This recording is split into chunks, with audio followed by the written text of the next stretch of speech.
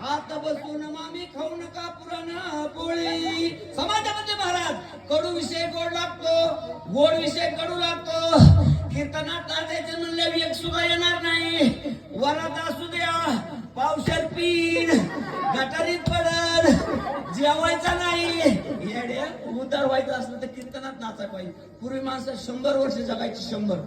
आता 100 वर्ष जगत नाही. 10 वर्ष बालपण गेलं, वय लागलं 20 वर्ष म्हणजे तारुण्य पण असतं. वय लागलं 40, कस काय बाबरो धुगट दिसतंय, धुगट दिसतंय.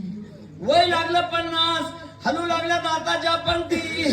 वय लागलं 60 आणि 60 वर्षाचा म्हातारा झाला.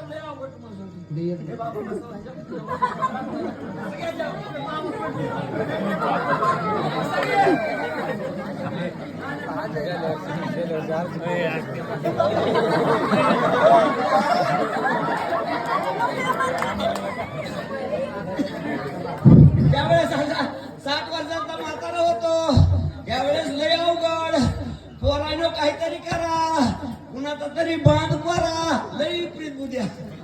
ज्यावेळेस 80 वर्षाचा म्हातारा होतो त्यावेळेस लय अवघड. लेकीला निरोप जातो, तुझे पप्पा आजारी आहेत, तू लवकर ये. ती म्हणती थांबा, 1 एकर मिरची लावायची, 1 एकर कांदा लावायचा आहे. पुन्हा येते, अहो पुन्हा निरोप जातो, पप्पा गेले. लिखीची माय काही शिकून जात नव्हती. पप्पा तुम्ही कसे गेले? माझ्या नवऱ्याला अंगठी करणार होतात, मला पुण्याला फ्लॅट घेऊन देणार होतात. बघा लिखीची जात कुणी नाही कुणाचं तुम्हाला सांगतो. बांबू तुटला विषय मिटला त्या बाबू.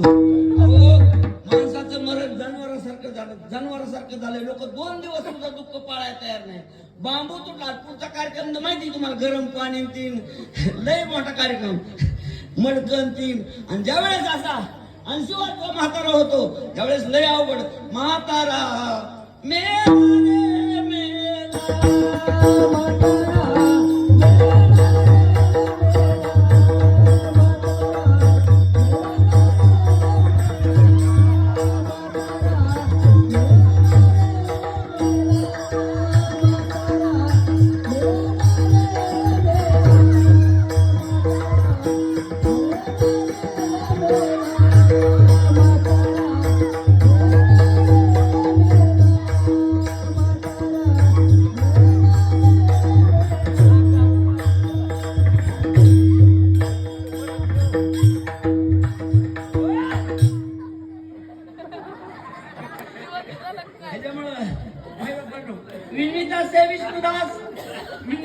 विष्णुदास भरा पंढरीची वाट. म्हातारा